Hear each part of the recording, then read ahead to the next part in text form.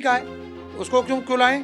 देखो भीम, हम अपने अंदर 100 और 5 हैं, लेकिन बार बार बोलिए 105 है तो बात आती है, या कुछ और भी बात आती है। तमाम प्रकार की उथल पुथल अंतरराष्ट्रीय लेवल पर रहती है। जो देश समाज अपने बल पर निर्माण करता है और अपनी चीजों का उपयोग करता है, उसके सामने कैसी समस्याएं हैं उससे लिखता नहीं है। स्व का भाव, स्वदेशी, स्वभाषा, भाषाएं खूब सीखिए, लेकिन अपनी भाषा पर ध्यान देना चाहिए। स्वभूषा, स्वभाषा, स्वदेशी। अब तो ये भी है कि अपनी दुकान पर लिखो मेरे यहाँ ये स्वदेशी है, स्वदेशी खरीदें, उससे गर्व से कहो हम स्वदेशी उपयोग करते हैं, तो ऐसा भाव आएगा। तो ये पहला। संगठन गढ़े चलो, सुपंथ पर बढ़े चलो, भला हो जिसमें देश का वो काम सब किए चलो।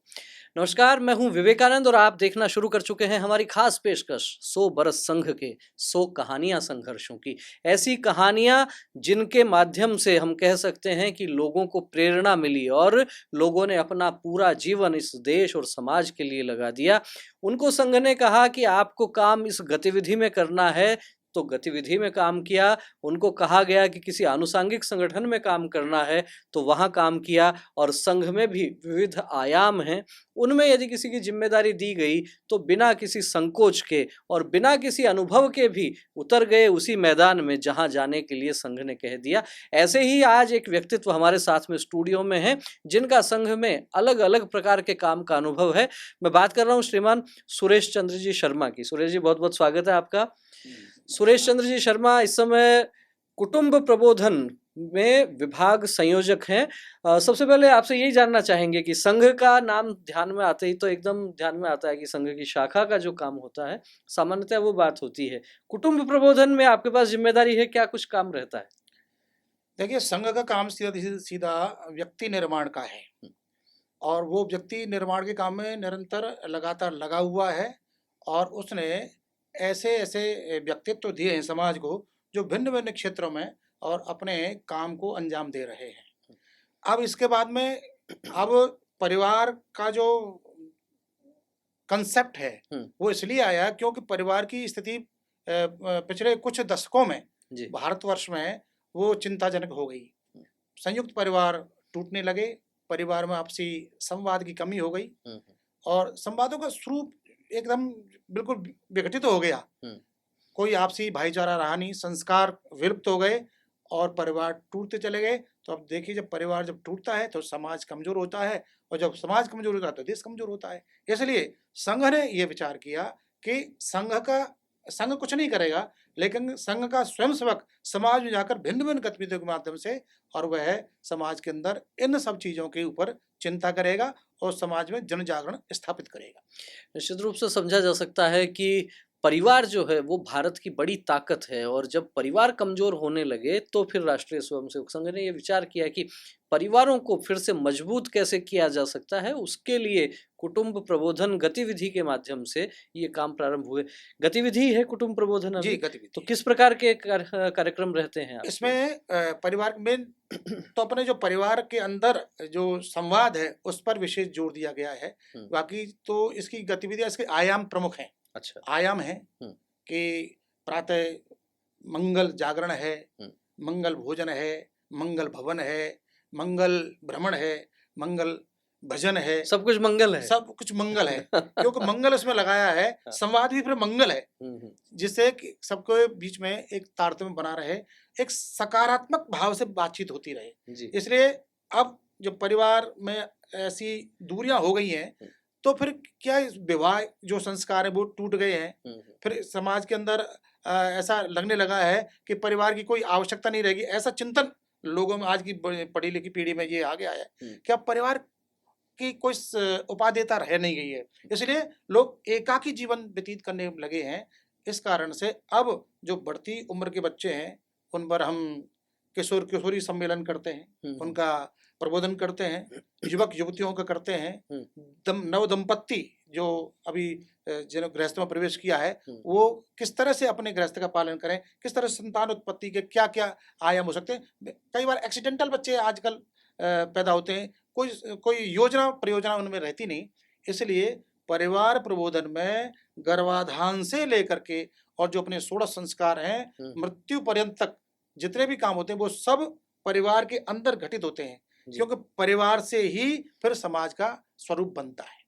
निश्चित रूप से परिवार से ही जो है स्वरूप बनता है, और परिवार को मजबूत करने के लिए अलग अलग प्रकार की जो बातें अभी आई, और चाहे बात संवाद की हो, चाहे बात भ्रमण की हो, सबके साथ मंगल लगाया है। जीवन में मंगल निश्चित रूप से होना ही चाहिए, यही भाव कुटुंब प्रबोधन गतिविधि के कार्यक्रमों से झलकता है।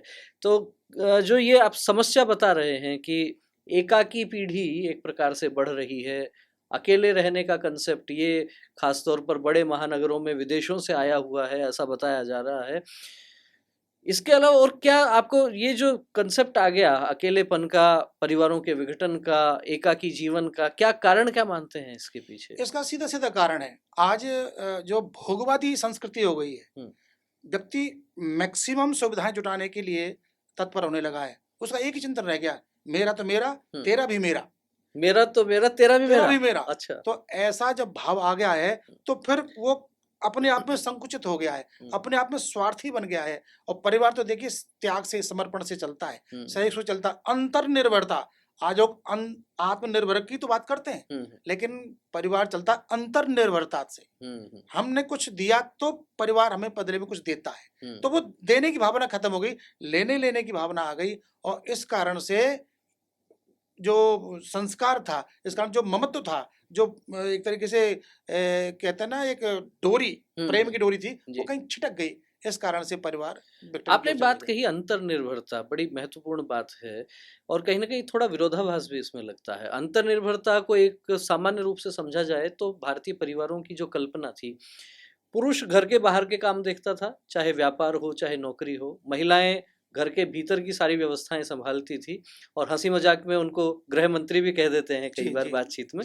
तो ये जो एक अंतर्निर्भरता वहां तो समझ में आती थी कि अर्थोपार्जन का जो काम था वो पुरुष के जिम्मे था, लेकिन अब आज तो कोई अंतर महिलाओं में और पुरुषों में इस बात को लेकर नहीं लगता। अध्ययन भी बराबर होता है, और मैं तो कहूँ कि महिलाएं कहीं ज़्यादा आगे हैं अध्ययन में, जो रिजल्ट्स हम देखते हैं, और नौकरी में, व्यापार व्यवसाय में, अपने कामकाज में, उसमें भी बड़ी भूमिका महिलाओं की अब होने लगी है। तो वो जो अंतर्निर्भरता का एक घटक आर्थिक पक्ष जो था, उसको लेके विरोधाभास की स्थिति नहीं लगती कि एक तरफ तो हम कहते हैं कि नहीं, सबका जो है वो विकास हो, समृद्धि में सबका योगदान हो, दूसरी तरफ हम उस पुराने कंसेप्ट को लेकर चलते हैं।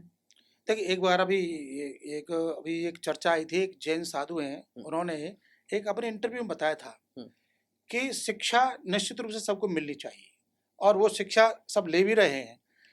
अर्थोपार्जन, जैसा आपने बताया अपने वक्तव्य में कि अर्थोपार्जन मुख्यतः पुरुष वर्ग का काम था, तो वो उतना ही उनकी आवश्यकताएं थी, वो उनकी आवश्यकताएं पूर्ति हो जाती थी।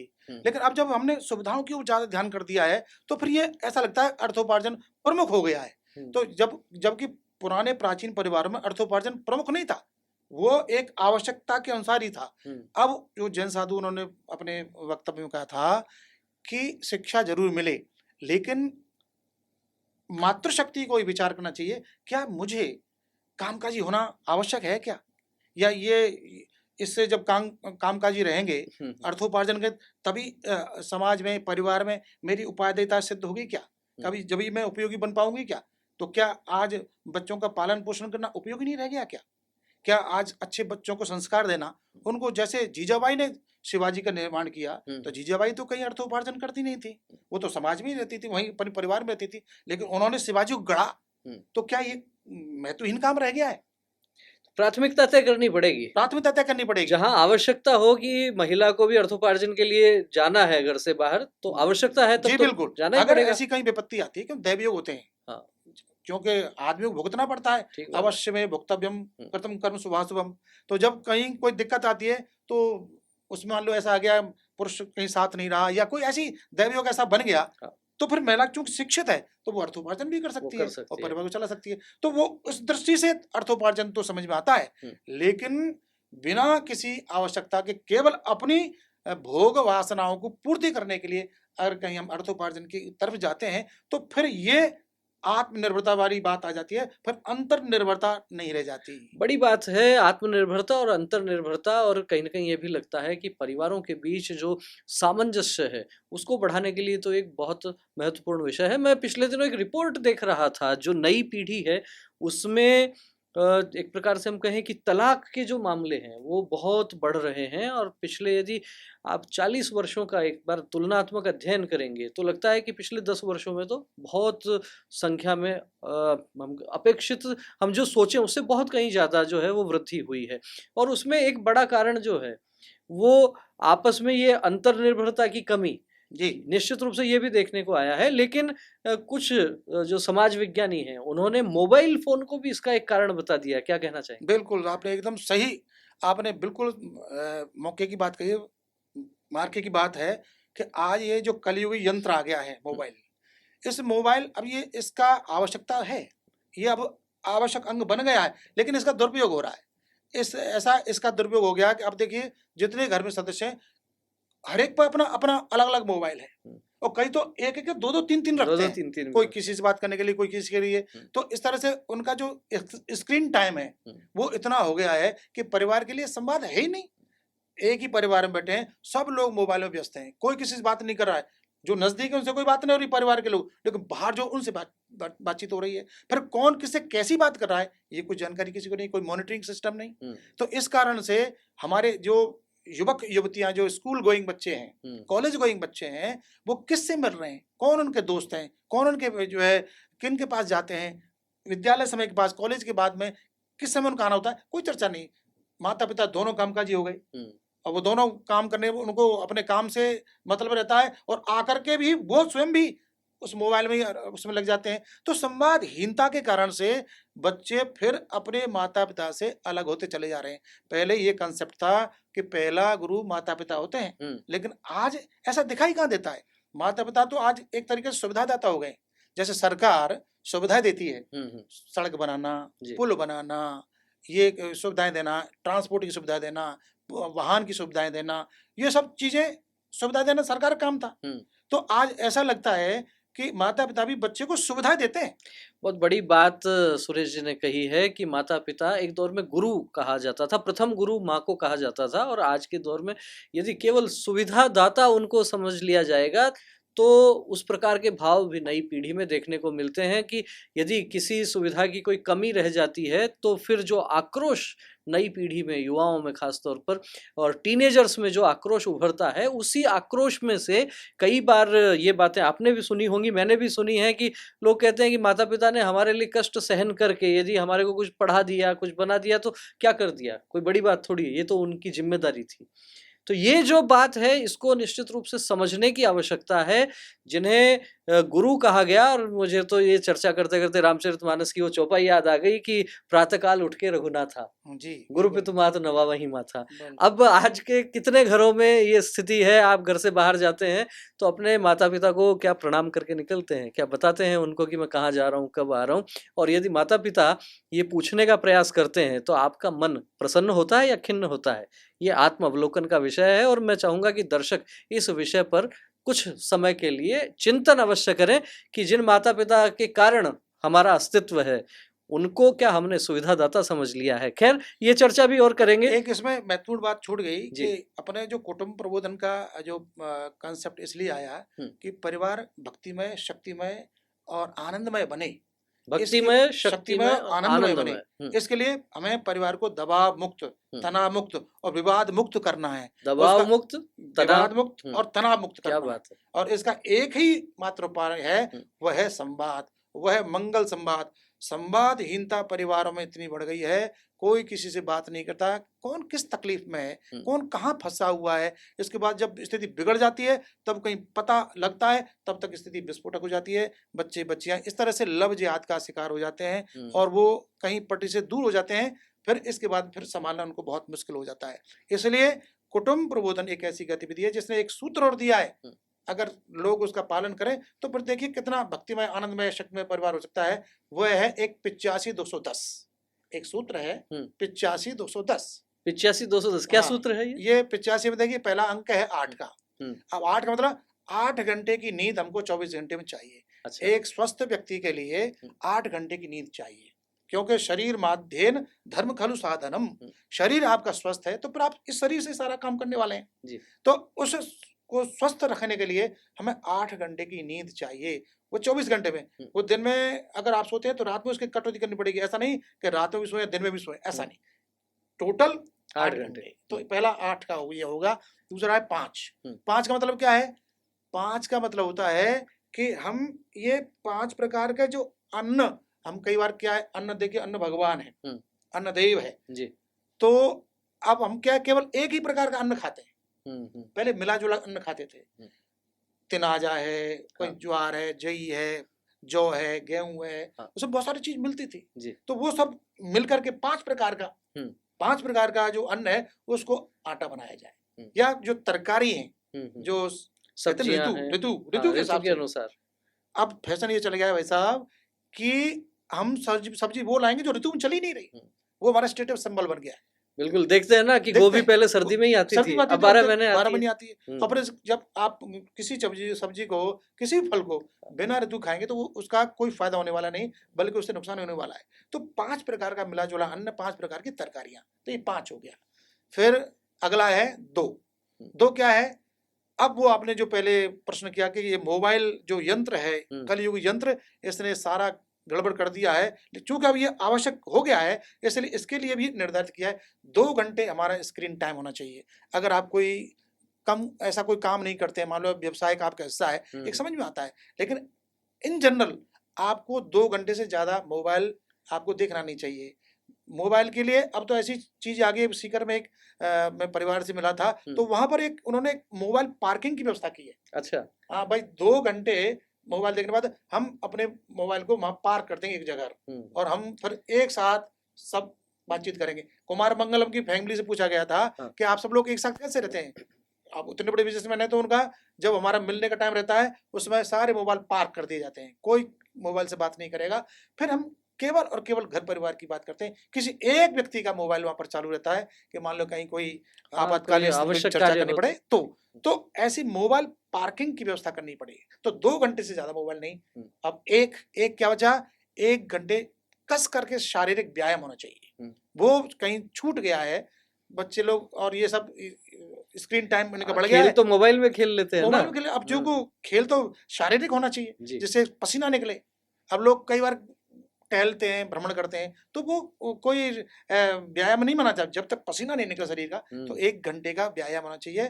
तो 1 हो गया, और लास्ट में 0 का मतलब यह है जो पेय पदार्थ हैं बाजार के, ठंडा, कोको कोला, पेप्सी इत्यादि जो पेय पदार्थ हैं जो बाजार में मिलते हैं रेडीमेड, वो बिल्कुल 0 उनका प्रवेश रहना ही नहीं चाहिए। अगर इन सूत्रों का हम पालन करें तो अब देखिए शरीर हमारा स्वस्थ रहेगा, शरीर स्वस्थ रहेगा, मन स्वस्थ रहेगा, विचार स्वस्थ रहेंगे, और परिवार फिर हमारा भक्तिमय, आनंदमय, शक्तिमय, ये सब कुछ होगा। बहुत ही अच्छी बात बताइए। 85-210 का फॉर्मूला, 85-210 का फॉर्मूला यदि आप याद रख लेंगे इस प्रकार से तो जीवन आनंदमय बनने वाला है। 85-210 को एक बार संक्षेप में हम फिर से आपके सामने दोहरा देते हैं। पहला अंक 8 घंटे की नींद आपको चाहिए। दूसरा अंक है 5, तो 5 तरह का अन्न और सब्जियां आपको लेनी चाहिए। फिर तीसरे नंबर पर आता है 2, 85-210 में 2 घंटे से अधिक का स्क्रीन टाइम नहीं होना चाहिए। और फिर आ जाता है 1 घंटे आपको व्यायाम करना है। और 0 यानी कि बाहर से जो पेय पदार्थ हैं जिनमें बहुत अधिक शुगर, चीनी बहुत अधिक होती है, कार्बोनेटेड ड्रिंक्स होते हैं, उनको अलविदा कहिए। वापस आइए अपनी लस्सी पर, अपने नींबू पानी पर, और घर में आप बनाइए जूस किसी भी प्रकार का, तो वो आपके लिए, स्वास्थ्य के लिए अच्छा होगा। स्वास्थ्य पर भी पूरा ध्यान है कुटुंब प्रबोधन गतिविधि का, क्योंकि पहला सुख निरोगी काया, और जैसा बताया शरीर माध्यम खलु धर्म साधनम, तो निश्चित रूप से हम कह सकते हैं कि आपको स्वास्थ्य आपका जो है वो अच्छा रहेगा तो जीवन में आनंद भी रहेगा। कुटुंब प्रबोधन की तो अच्छी खासी बात हो गई। अब एक बार आते हैं कि संघ से परिचय कैसे, क्या, कब हुआ पहली बार? संघ से तो परिचय वैसा बचपन में ही अपना रहा। हमारा परिवार, हमारे जब इमरजेंसी लगी थी 1975 में, 25 जून 19, जब मैं 7वीं में पढ़ता था। अच्छा। तो उस वक्त मेरे बड़े भाई थे, और बड़े भाई कॉलेज गोइंग थे, महाविद्यालय के स्टूडेंट थे, और उस वक्त वो उनको वो एक रंग चढ़ा देशभक्ति का। अच्छा। और वो क्योंकि युवक थे और संपर्क में अच्छे लोगों के भी आए। और इसके बाद जब वो गिरफ्तारियों का दौर चला जी। तो फिर हमारे बड़े भाई साहब को गिरफ्तार कर लिया गया मथुरा से। मूलतः हम मथुरा से हैं। मथुरा में उन्होंने क्या किया, उस तत्कालीन प्रधानमंत्री श्रीमती इंदिरा गांधी का उन्होंने एक शव यात्रा निकाल दी और हाँ, वो जगह जगह देश भर में हो ही रहा था उस समय आंदोलन, तो। जेल भरो आंदोलन चला एक तरीके से। तो उनको वहां गिरफ्तार कर लिया गया और करीब करीब 40 दिन वो DIR में वहां पर बंद रहे। अच्छा। उस दौरान हमारे परिवार में ऐसा लगने लगा, क्योंकि उससे पहले तक ये जेल और ये इस तरह से कई परिवार में हमने देखा नहीं था। तो हमारे पिताजी वगैरह एकदम शॉक्ड हो गए, माताजी रो रो के बुरा हाल रहता। तो हम छोटे थे तो हम भी उनके साथ रोने लग जाते थे। तो जैसे तैसे करके वो इमरजेंसी हटी। इसके बाद में भाई साहब छूट करके आए और इसके बाद सीधे गांव में उन्होंने फिर शाखा लगाना शुरू किया। अच्छा। तो बड़े भाई साहब ने शाखा लगाना शुरू किया और इसके बाद फिर हम कक्षा 7वीं में ही, यानी ये बात होगी ये 1975 में तो वो लगा था। हाँ। और ये 76 के आसपास है, संघ में जाना शुरू हुआ।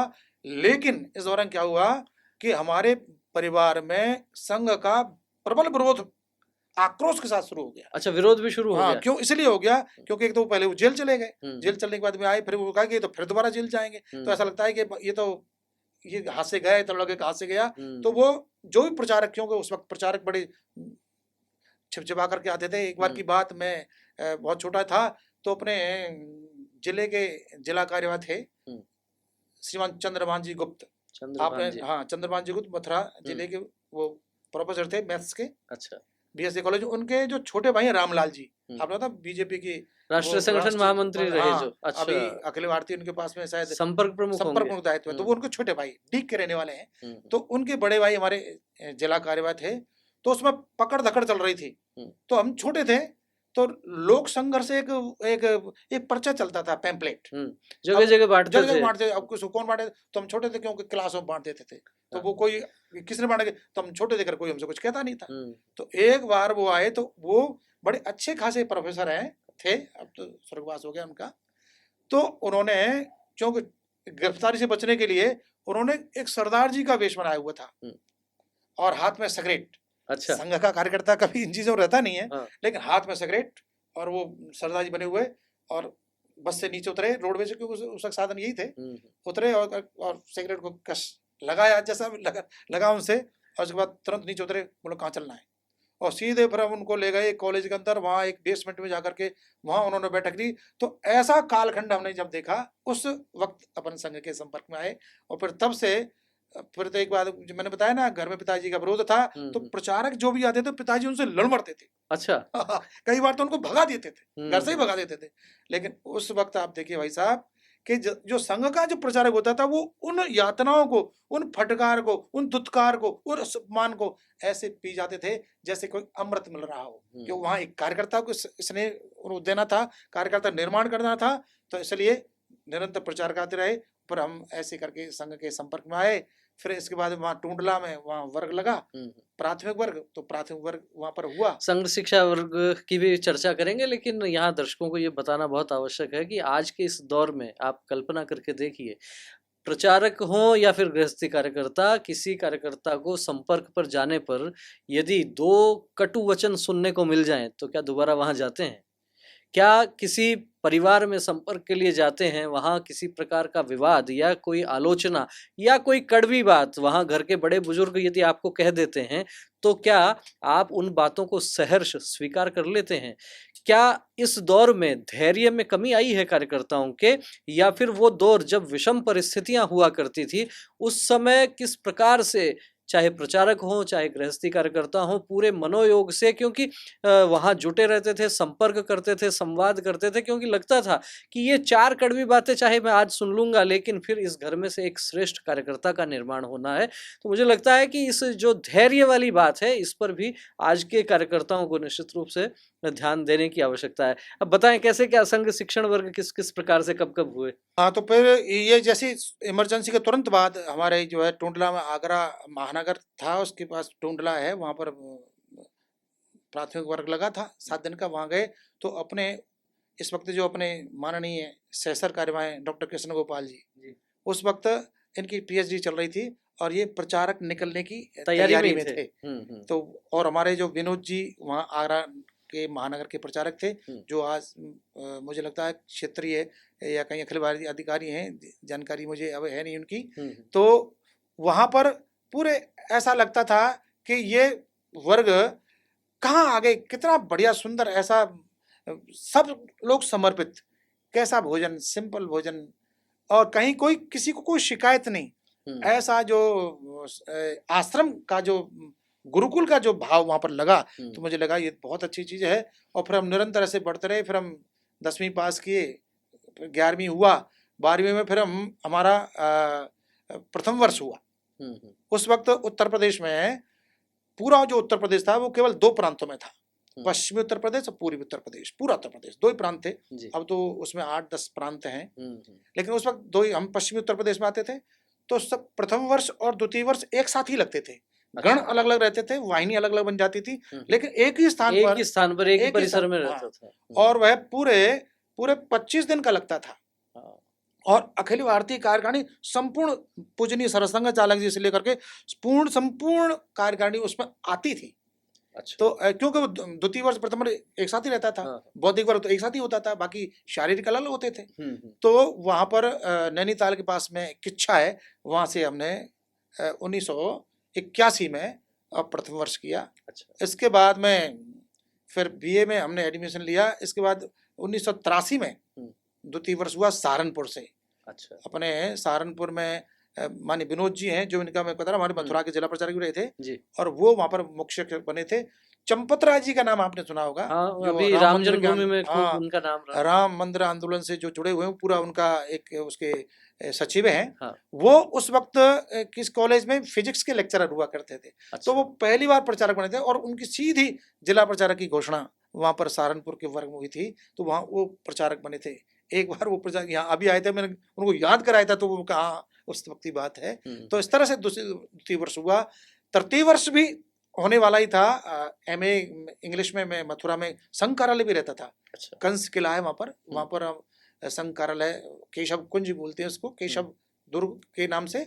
तो वहीं पर कार्यालय है, वहीं मैं रह करके अध्ययन करता था। तो तृतीय वर्ष का आरक्षण भी हो गया, लेकिन एमए फाइनल का एक पेपर उस दौरान रह गया। अच्छा। आ रहा था उस बीच में, तो तृतीय वर्ष हुआ नहीं, और इसके बाद से फिर तृतीय वर्ष हुआ ही नहीं। फिर राजकीय सेवा में आ गए, इस तरह से फिर तृतीय वर्ष ही रह गया। तो आपका जो है संघ का प्रारंभिक जो समय है वो तो उत्तर प्रदेश में काम करने का अवसर मिला। फिर राजस्थान कैसे आना हुआ? राजस्थान में ऐसा आना हुआ कि मेरे बड़े भाई साहब राजस्थान में अध्यापक थे, खेड़ली में, वहाँ वो आना जाना रहता था। अब चूंकि मैंने पढ़ाई पूरी कर ली, एमए कर लिया, फिर बीएड भी कर लिया, संघ कार्यालय पर रहते रहते। अच्छा। इसके बाद में संघ की योजना से ही वहाँ पर मथुरा में एक विद्या मंदिर का वहाँ उद्घाटन हुआ, खुला नया, सरस्वती विद्या मंदिर बोलते हैं वहाँ पर। यहाँ पर आदर्श विद्या मंदिर, वहाँ सरस्वती विद्या मंदिर बोलते हैं। तो वहाँ श्री जी बाबा सरस्वती विद्या मंदिर एक संस्था खुली, तो वहाँ पर मैं आचार्य हो गया। अच्छा। आचार्य उस वक्त वहाँ जितने भी प्राइवेट संस्थान थे, सबसे ज्यादा वो पारिश्रमिक देते थे। उस वक्त 650 रुपए देते थे। अच्छा। जो सरस्वती शिशु मंदिर में, हाँ, और जो सामान्य से 300-400 रुपए देते थे, लेकिन वो 650 रुपए उस वक्त देते। अजय जी शर्मा वहाँ के प्रधानाचार्य बने थे। इसके बाद में राजस्थान में अध्यापकों की भर्ती निकली। इसके बाद भाई साहब वहाँ थे, तो मैंने वहाँ आवेदन किया और इस तरह से वहाँ मेरा सिलेक्शन हो गया, मैं अध्यापक बन गया और अध्यापक बनकर फिर राजस्थान में आ गया। अच्छा, बढ़िया। एक प्रकार से हम कह सकते हैं कि शिक्षा विभाग में फिर आपका काम रहा।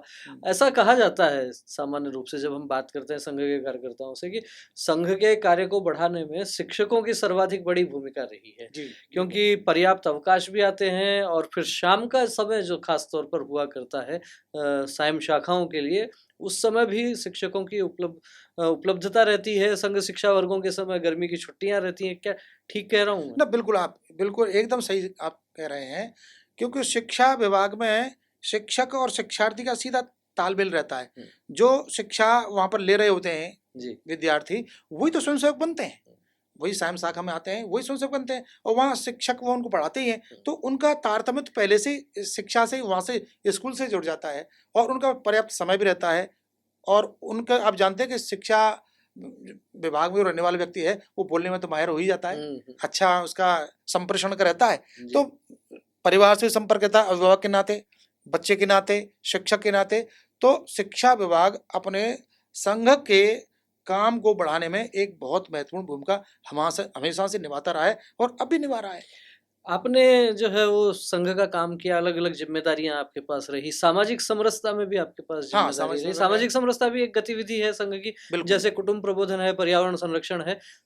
सामाजिक समरसता में किस प्रकार की क्या आपकी गतिविधियां, कैसे क्या कार्यक्रम आप करते थे?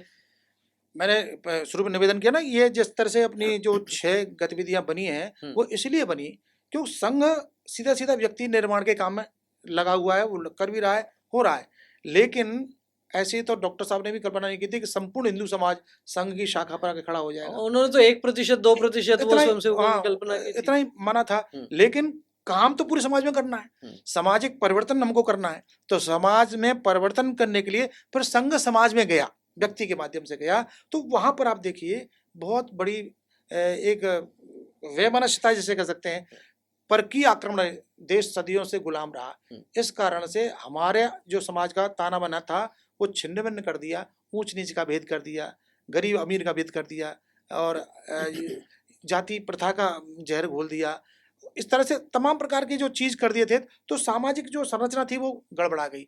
अब समाज को एक रस लाना, समानता नहीं समरसता, मतलब ये है कि सबका अस्तित्व भी रहे लेकिन सबकी पहचान भी बनी रहे और एक साथ हम काम करें। जैसे शिव परिवार है, आप शिव परिवार में देखेंगे तो आप देखिए आदर्श उदाहरण है। हाँ, आदर्श उदाहरण है समरसता का, कुटुंब का भी है, समरसता का भी है। सबके स्वभाव भले ही भिन्न हो सकते हैं लेकिन एक परिवार है। थोड़ा सा विस्तार से वर्णन हो जाए शिव परिवार का। शिव परिवार देख लिए, शिव जी हैं जिनका स्वयं का वाहन क्या है, वृषभ है, वृषभ है, नंदी है, और सर्प भी उनके आप जानते हैं लटके रहते हैं, वो उनके रहते हैं। अब से उधर उनकी माता जी पार्वती जी, उनका देखिए उनका वाहन क्या है, सिंह है। तो सिंह और वृषभ में तो बनती नहीं है, तो वो उसका लेकिन एक साथ रह रहे हैं, फिर आप देखिए अपने जो गणों के, उनका गणेश ईश है, गणेश जी के चूहा है, तो चूहा उधर सर्प है, भोले बाबा का लटका रहता है। तो चूहे और सर्प में कोई भिन्नता, कोई समानता नहीं है। इधर ही ऐसे कार्तिकेय जी हैं, कार्तिकेय जी के वाहन मोर है, मोर सर्प को मार डालता है। तो आप देखिए जिनके इनके बहाने सब एक दूसरे के भिन्नता रखते हैं लेकिन सब एक साथ रहते हैं। हम भिन्न भी रहेंगे लेकिन अगर कहीं कोई बाहर है तो उसके लिए हम एक रहेंगे। जैसे पांडवों ने कहा था ना, एक वयम पंचाधिकम शतम, दुर्योधन बांध के लेके जा रहे थे यक्ष, तो उन्होंने कहा, उन्होंने मदद मांगी दुर्योधन ने, लेकिन उस युधिष्ठिर महाराज ने कहा जाओ ये दुर्योधन संकट अर्जुन और भीम को कहा कि छुड़ा के लाओ उसको। तो फिर उन्होंने कहा, अर्जुन ने, भीम ने कहा, भीम आक्रामक हो जाते थे, भैया ये क्या तरीका है, उसको क्यों लाए? देखो भीम, हम अपने अंदर 100 और 5 हैं लेकिन बार के लिए 105। तो ऐसा जो भाव है वह समरसता रहता है कि हम बाहर के लिए ठीक है, हमारे अंदर कोई भिन्नताएं होंगी, वो भिन्नताएं जब कुछ राष्ट्र की, समाज की, परिवार की बात आएगी तो हम सब उनको भेदों को मिला करके एक साथ रहेंगे। जैसे खीर है, आप खीर देखिए, खीर समरसता का सबसे अच्छा उदाहरण है। अच्छा, चावल उसमें डलता है, दूध उसमें डलता है, चीनी उसमें डलती है, थोड़ा जल भी उसमें रहता ही है, कुछ ड्राई फ्रूट्स मेवा वगैरह डलते हैं, सब अपना अपना। आप जब खीर को चखेंगे तो सब अपना अपना आपको स्वाद आपको महसूस कराएंगे, लेकिन वो सब मिलकर के खीर है, एक रस समरस है और एक बहुत ही अच्छा जो है, सब खीर बन जाता है, एक व्यंजन एक ही हो गया। लेकिन कितना अच्छा वर्णन जो है सुरेश जी कर रहे हैं सामाजिक समरसता का। खीर का उदाहरण भी समझा जा सकता है, पांडवों की बात हुई, वयम पंचाधिकम शतम वाली बात भी हुई, और इसको इस तरीके से भी समझा जा सकता है कि आपका आपकी जो भी जाति है, समाज है, उसका स्वाभिमान वो निश्चित रूप से जागृत रहना ही चाहिए। लेकिन जातियों के स्वाभिमान के आगे यदि हम अभिमान और वाद विवाद की बात करते हैं, उससे बचना चाहिए। आजकल अनेक स्थानों पर ये चीज़ें देखने को मिलती हैं। अभी सुरेश जी आपने ये बात छेड़ दी तो मैं बता देता हूँ, अभी मैंने वैसे सार्वजनिक तो नहीं की, 15 दिन पहले की बात है कोई, मैं सुबह सुबह गया एक नाई की दुकान पर और वहाँ 7-8 व्यक्ति बैठे थे। एकदम सच्ची बात आपको बता रहा हूँ। वहाँ एक सज्जन जो है वो किसी एक जाति के होंगे, मैं उसकी वो यहाँ सबके सामने नहीं बताऊंगा कौन सी जाति के क्या विषय है, लेकिन मूल विषय ये था कि एक सज्जन जो है वो किसी अन्य जाति समाज को गालियां दे रहे थे। 7 लोग बड़े प्रेम से आराम से सुन रहे थे और उसमें भी उनका ये कहना था कि फला जाति को आज तक भगवान ने कभी दर्शन नहीं दिए।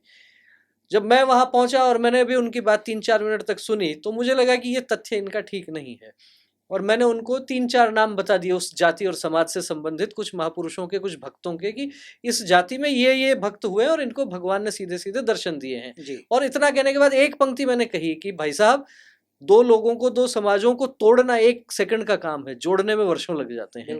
लेकिन इस बात को लेके वहां आधे घंटे जिस प्रकार का वो जो तनाव बना, उनको लगा कि मैं अभी तक कुछ भी बकवास किए जा रहा था, लोग चुपचाप सुन रहे थे, ताली बजा रहे थे, और मैं जैसे वहां पहुंचा और केवल एक जोड़ने की जो बात मैंने कही वो कुपित हो गए एक बार। तो मुझे लगता है कि समाज को ऐसे लोगों से सावधान रहने की आवश्यकता है जो जातिवाद का जहर घोलते हैं, वैमनस्यता उत्पन्न करते हैं। ऐसी वाणी बोलिए मन का आपा खोए, और उनको शीतल करे आपहु शीतल होए, इस प्रकार का विचार रखना चाहिए। तो सामाजिक समरसता में क्या जाति समाज के जो प्रमुख हैं, बिरादरियों के प्रमुख हैं, उनसे मिलना जुलना रहता है? हाँ, उनसे सबसे मिलना जुलना रहता है। उनको एक मंच पर बुलाते हैं, सामाजिक सद्भाव बैठक भी होती हैं और वहां पर यही बताया जाता है कि देखिए कहीं भेद कभी रहा ही नहीं। ये तो लोगों ने आकर के जो बाहर के लोग आए, आक्रमण, क्यों सदियों गुलाम रहा, उन्होंने हमारे अंदर भेद पैदा कर दिया। शरीर रूपी जो समाज है उसका, अगर मान लो सर में कहीं दिक्कत है तो हाथी, मानिए यहाँ आप खोजे तो हाथी तो खुजाएगा। आपका हाथ मान लो कहीं चोटग्रस्त है तो शरीर ये कंधा ही तो उसको पकड़ के रखेगा। अपना महत्व है। आपको पैर लेके तो जाएंगे। तो बिना उसके अंगों के आप शरीर की कल्पना कर सकते हैं। ऐसी सभी जातियों का महत्व है और सभी जातियां, कहीं कोई कह रहे हैं जाति तो जाति नहीं है, कितनी जाति नहीं है, जाति नहीं, मात्रा छोटी और बड़ी हो जाती है बस। जाति लेकिन हमें उसमें उपयोग में जाना चाहिए कि हम किस तरह से इसका उनका सदुपयोग करें। उनका मैंने कहा ना, समाज कभी कोई विवाह होता था परिवारों में, कुम्हार का भी काम रहता था, वहाँ बर्तन आएंगे, नाई का अलग रहता था, निमंत्रण देगा, बुला खिलाएगा, बर्तन मांजेगा, ये काम रहता था, उसका भी रहता था। हर एक उनका सबका अपना अपना काम। एक विवाह संस्कार में संपूर्ण जाति के लोगों की भागीदारी रहती, समाज इकट्ठा हो जाता था पूरा, और उसमें सब लोग आपस में रहते ही थे। तो ऐसा ये चीज जो दूर होती चली गई, इस कारण से फिर हमें ये समरसता का भाव लाना पड़ा। भाई जैसे एक बात याद रखो, हम सभी हिंदू हैं, यानी बड़ी रेखा खींच दो, ये कहना छोटी रेखा है तो बड़ी रेखा क्या है, हम सभी हिंदू हैं, छोटी रेखा क्या, जाति। अब जब बड़ी रेखा है तो हिंदवे सोदरा सर्वे न हिंदू पतितो भवेत मम दीक्षा हिंदू रक्षा मम मंत्र समानता। ये मंत्र यदि है, समानता का मंत्र है, और ये मंत्र आपके यदि व्यवहार में उतरता है तो फिर कोई भेदभाव नहीं रहता। और जो लोग अपने आप को यदि थोड़ा उपेक्षित महसूस करते हैं, उनके बीच भी आप स्नेह प्रेम से जाएंगे, उनको अपने साथ बुलाएंगे, बिठाएंगे, मुझे लगता है कि चीजें बदल भी रही हैं बहुत तेजी से। और समाज में लाखों लोग जो है वो इस मिशन में भी लगे हुए हैं, और थोड़ा सा इसमें गिलहरी का सा योगदान मैं भी करने का प्रयास करता हूँ। मेरा जब अलग अलग गांव में जाना आना होता है तो चाहे कोई जाति हो, कोई समाज हो, अपने उस बात का कोई फर्क नहीं पड़ता।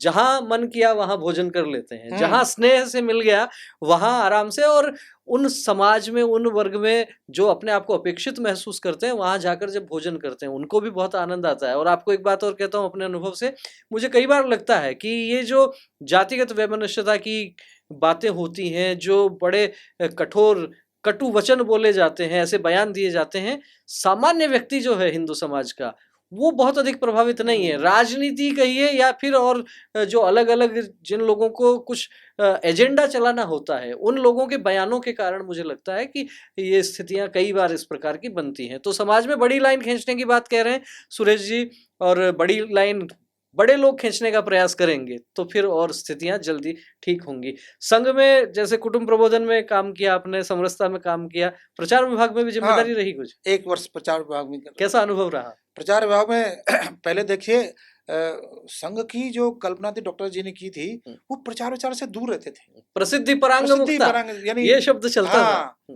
यानी ये सब मतलब केवल काम करते जाना है। राष्ट्राय स्वाहा एकदम नमः, कहीं से उनका रहता नहीं था कि हम कहीं सुर्खियों में आए, कहीं समाचार पत्रों में हमारा कहीं नाम हो, ऐसा संघ का रहता था।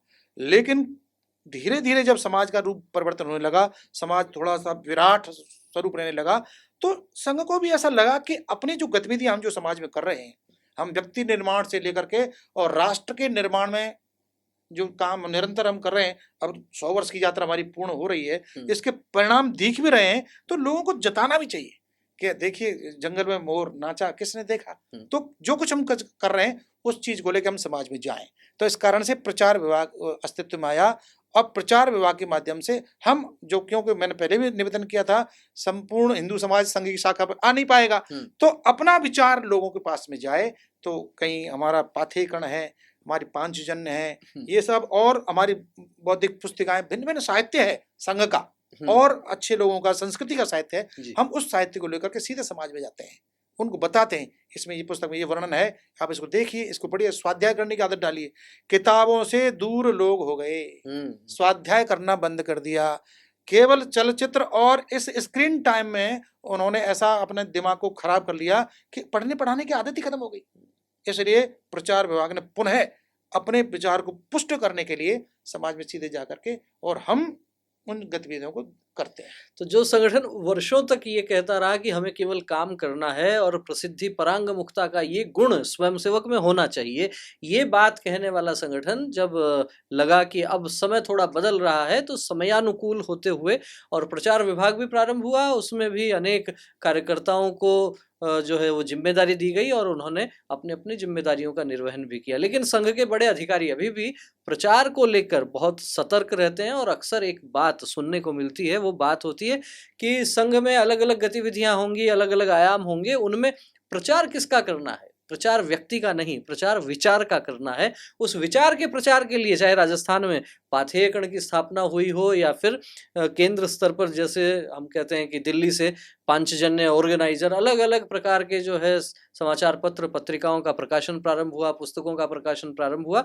और ठीक प्रकार की जानकारी वो न केवल स्वयंसेवक तक अपितु समाज के हर एक व्यक्ति तक पहुंचे, इस प्रकार का भी भाव रखा गया। संघ में काम करते हुए एक लंबा कालखंड हो गया, लगभग 5 दशक का समय तो हो ही गया है आपको। इस कालखंड में, 5 दशक के कालखंड में ऐसे कुछ चेहरे ध्यान में आते होंगे प्रचारकों के कि जिनको देखते हुए, जिनके बारे में विचार करते हुए आज भी लगता होगा कि क्या तपस्वी लोग थे, किस प्रकार का व्यक्तित्व था, आज भी मन में कहीं ना कहीं प्रेरणा का भाव जगा देते हैं। कुछ ध्यान में आ रहे हैं ऐसे? जी, आपने बहुत ही सुंदर प्रश्न किया है।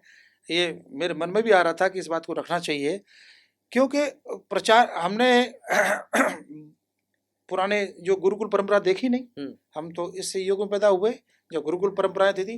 तो जब हम प्रचारकों का जीवन देखते थे प्रारंभ में, तो ऐसा लगता था कि वास्तव में संत तो ऐसे ही होते हैं, क्या बिल्कुल चेहरे पर मुस्कुराहट और बरबस ही अपनी ओर आकर्षित करने वाले, वाणी से, वचन से, आचरण से प्रभावित जमाने वाले, तभी तो संघ का काम बढ़ा जी। तो ऐसा लगता था कि इनका जीवन अनुकरणीय है, वो जैसा व्यक्तित्व है वैसा ही उनका कर्तृत्व है। ऐसे प्रचारक जीवन में बहुत संपर्क में आए। तो मैं, चूंकि मैंने आपको निवेदन किया, मैं संघ कार्यालय पर रहता था, मैं कोसी कला है वहाँ भी संघ कार्यालय पर रहा, मथुरा में भी संघ कार्यालय पर था। तो वहां पर एक बार सहसर कार्यवाही उस वक्त माननीय यादवराव जी जोशी, वो पश्चिमी उत्तर प्रदेश के प्रवास पर आए थे जी। तो कार्यालय पर आए मथुरा, तो क्योंकि उस वक्त विद्यार्थी को किसी को उनकी सेवा में प्रबंधक के नाते रखते थे, तो मुझे मौका मिला, मैं उनका प्रबंधक बना। अच्छा। उनका मुझे ऐसा लगा बहुत बड़े प्रचारक हैं, अखिल भारतीय स्तर के हैं, कैसे बात करेंगे जी। तो इस तरह से लगा। लेकिन जब उनसे मिला तो मुझे ऐसा लगा ये तो हमारे आसपास ही रहते हैं, अपने ये न जाने कितने दिनों से जानते हैं।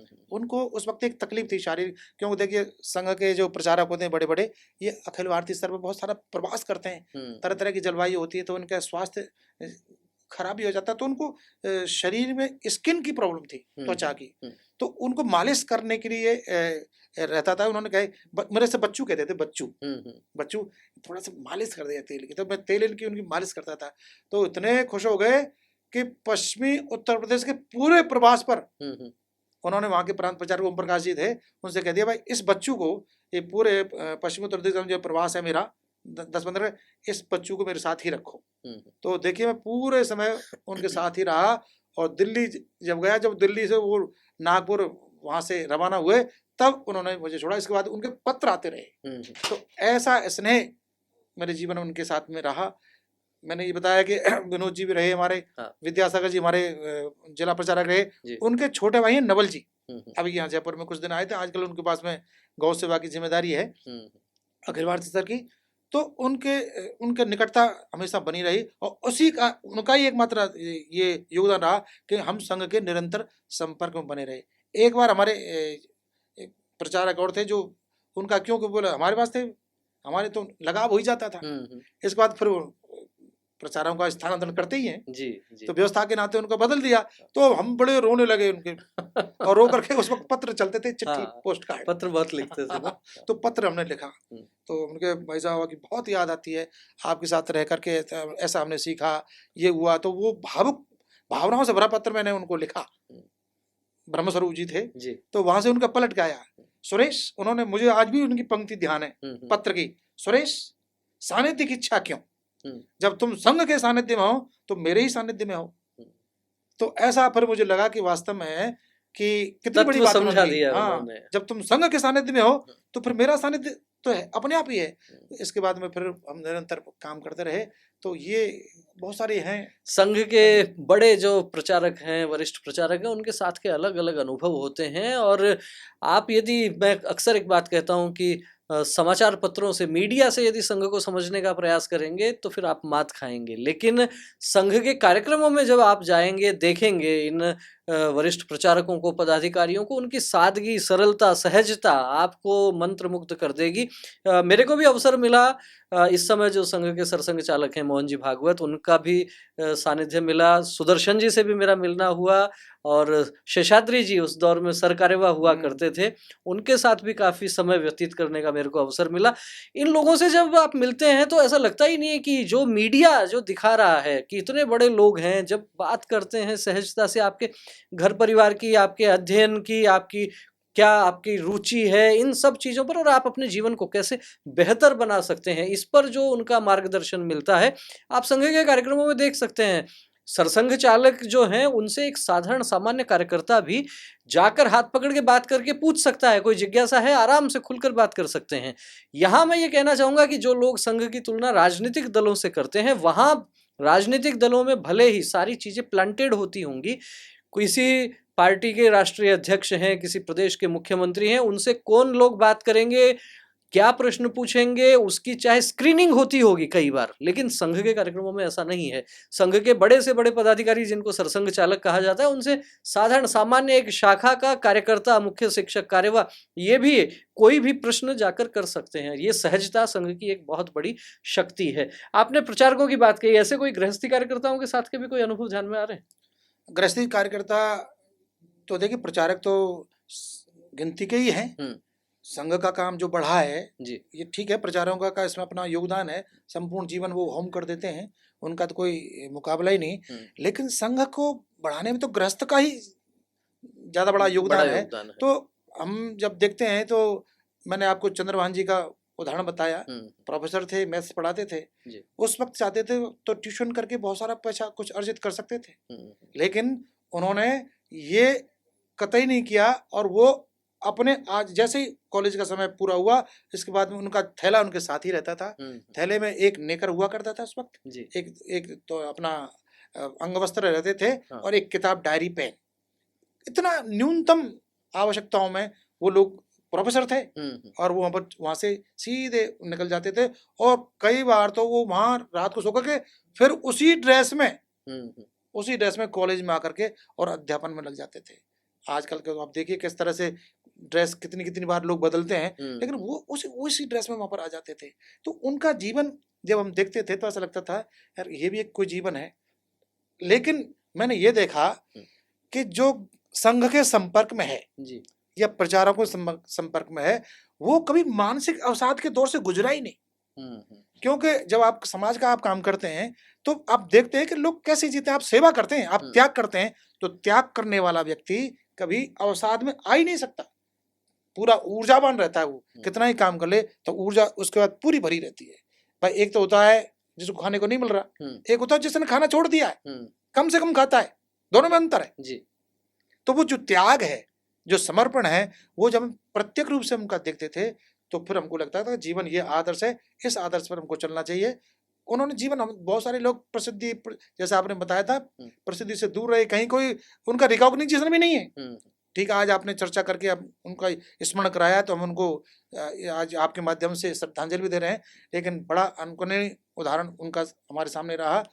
पूरा गृहस्थ में रहते हुए घर में उस वक्त देखिए अनुकूलता नहीं रहती थी जी।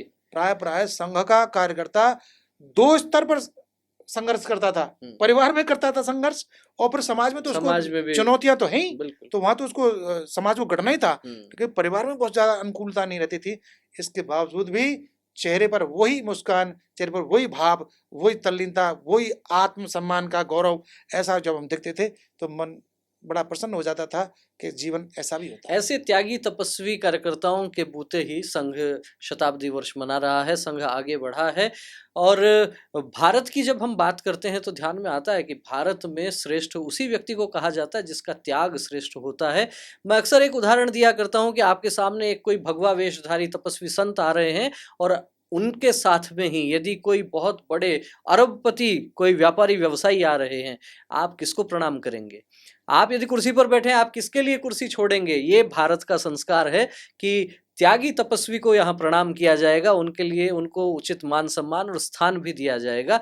लेकिन वरीयता की बात है, ऐसा नहीं है कि धनार्जन करने वालों से कोई किसी प्रकार का विरोध नहीं है, लेकिन फिर भी जो दंडवत प्रणाम करने की जब बात आती है, जब श्रद्धा से मस्तक झुकता है तो किसके आगे झुकता है, ये भी विचार करने की आवश्यकता है। काफ़ी चर्चा हो गई आपसे अलग अलग विषयों पर, आपका अनुभव भी बड़ा विराट अनुभव रहा है। अभी शताब्दी वर्ष चल रहा है, क्या संदेश देना चाहेंगे इस स्वयंसेवकों को? संघ का शताब्दी वर्ष है। अभी हम हमारे झुंझुनू में अपने 5 प्रांतों का एक अभ्यास वर्ग लगा था जी। सौराष्ट्र, गुजरात और अपने राजस्थान क्षेत्र के 3 प्रांत, जयपुर, चित्तौड़ और जोधपुर, ऐसे करके 5 प्रांतों का वर्ग झुंझुनू में लगा था। सपरिवार था, क्यों कुटुंब तो परिवार के साथ ही रहता है। तो वहां पर यह तय किया कि अब संघ का शताब्दी वर्ष है, 30 सितंबर तक हमें अपने आयाम की, अपनी गतिविधि की चिंता करनी है। इसके बाद में अपना संपूर्ण समय जो हमारे पास है वो शताब्दी वर्ष में लगाना है। तो शताब्दी वर्ष के कार्यक्रम तय हो गए हैं। 7 कार्यक्रम ऐसे प्रमुख में तय हुए हैं। अभी 2 अक्टूबर विजयदशमी से, 2 अक्टूबर 2025 से ये शताब्दी वर्ष विजयदशमी से प्रारंभ होने वाला है, हो रहा है, इसकी सब तैयारियां चल रही हैं। तो अभी अपने जो वर्तमान में परम पूजनीय सर्वसंघ चालक जी हैं, मोहन जी भागवत, उन्होंने कहा इस उभरते भारत में जो चुनौतियां हैं, इन उभरते भारत की चुनौतियों का सामना केवल और केवल एक माध्यम से किया जा सकता है। वो माध्यम उन्होंने बताया पंच परिवर्तन। पंच परिवर्तन समाज के अंदर हमें पंच परिवर्तन के माध्यम से हम जब जाएंगे तो जन जागरण होगा, और फिर वह कहते हैं ना 100 तालों की एक चाबी, वो पंच परिवर्तन है। जिसमें पहला ही, सबसे पहला क्या है, सबसे पहले स्व का भान, स्व का भाव, स्वदेशी। आजकल तो देखिए हमारे माननीय प्रधानमंत्री जी भी बोल रहे हैं अपने अपने वक्तव्य में, हर जगह जाकर कहते हैं उस चीज को, लोकल और ये सारी बातें, उस वस्तु को खरीदिए जिसमें मेरे देशवासी का पसीना उसमें लगाओ। देश का धन देश में ही रहना चाहिए। आज टैरिफ की बात आती है या कुछ और भी बात आती है, तमाम प्रकार की उथल पुथल अंतरराष्ट्रीय लेवल पर रहती है। जो देश समाज अपने बल पर निर्माण करता है और अपनी चीजों का उपयोग करता है, उसके सामने कैसी समस्या है उससे दिखता नहीं है। स्व का भाव, स्वदेशी, स्वभाषा, भाषाएं खूब सीखिए लेकिन अपनी भाषा पर गर्व होना चाहिए। स्वभूषा, स्वभाषा, स्वदेशी।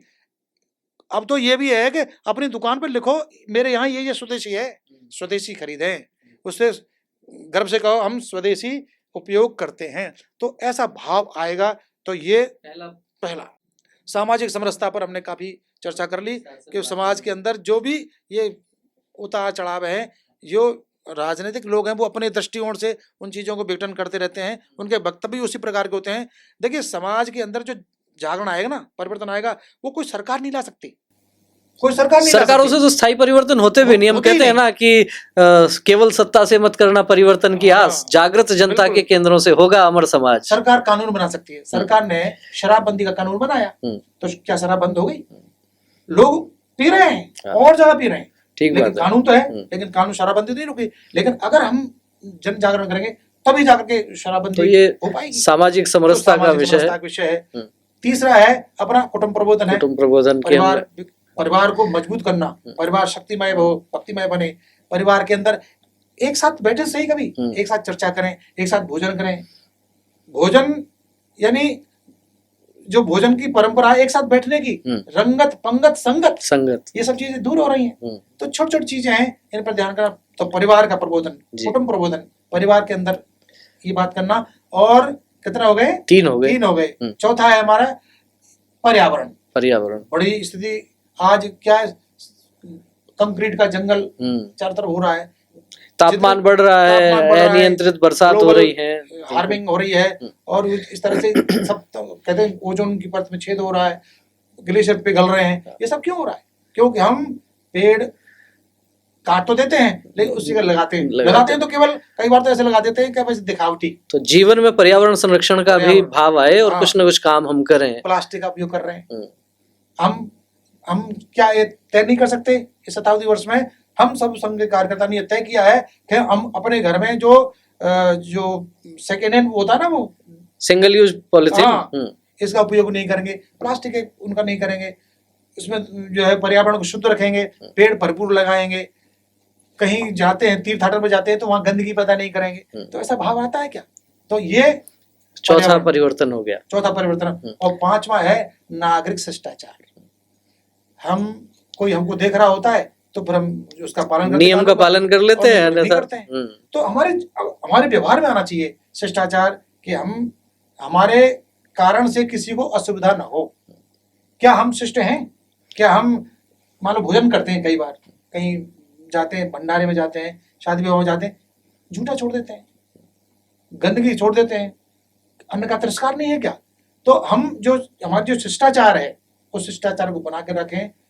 जो कानून है, जो मर्यादा है, भाई जितना कायदा उतना फायदा। आप कायदे में रहेंगे तो फायदे में रहेंगे। तो ये जो पंच परिवर्तन जो माननीय सरसंघचालक जी ने ये दिया है, और वास्तव में इन पंच परिवर्तन के माध्यम से जो उभरता हमारा भारत है, वो जो चुनौतियां आएंगी वो इनसे दूर होने वाली हैं, और अन्यथा कोई प्रकार नहीं। सुरेश जी स्टूडियो में आए, काफी चर्चा हुई अलग अलग विषयों पर, बहुत बहुत धन्यवाद। सुरेश जी से जो चर्चा हुई उसका सार हम इस प्रकार से समझ सकते हैं कि कर्तव्य डगर ना छोड़ेंगे, हम प्रेम से सबको जोड़ेंगे, हम प्रेम से सबको जोड़ेंगे। प्रेम से जोड़ने का भाव यही है कि संपर्क करेंगे, संवाद करेंगे, स्नेह रखेंगे। तो निश्चित रूप से ये जो पंच परिवर्तन की बात आई है, इसको भी हम स्वीकार करते हुए इस राष्ट्र को आगे बढ़ाने में अपनी अपनी भूमिकाओं का निर्वहन करेंगे। पंच परिवर्तन की जो बात आई है उसमें से पर्यावरण संरक्षण, कुटुंब प्रबोधन, सामाजिक समरसता, इन गतिविधियों पर तो संघ काम कर ही रहा है, साथ ही साथ काम कर रहा है नागरिक अनुशासन पर, स्व के भाव पर। ये जो 5 विषय आए हैं, इन 5 विषयों पर जितना व्यक्ति आगे बढ़ेगा, जितना समाज आगे बढ़ेगा, जितना व्यक्ति काम करेगा, राष्ट्र उतना ही मजबूत होगा। और इस राष्ट्र को मजबूत बनाने में हम सब भी अपनी अपनी भूमिकाओं का निर्वहन करें। इन्हीं शुभकामनाओं के साथ इस कार्यक्रम को हम विराम देंगे। आपको ये चर्चा कैसी लगी कमेंट करके हमें अवश्य अवगत करवाएं। वीडियो अच्छा लगा हो तो इसे लाइक करें, अधिक से अधिक लोगों तक शेयर करें, और यदि चैनल को सब्सक्राइब नहीं किया है तो चैनल पर सब्सक्राइब का बटन भी जरूर दबा दें। फिर मिलेंगे एक और ऐसे ही व्यक्तित्व के साथ जिनके संघर्ष से, जिनके पसीने से संघ बढ़ा है आगे। बहुत बहुत धन्यवाद, नमस्कार।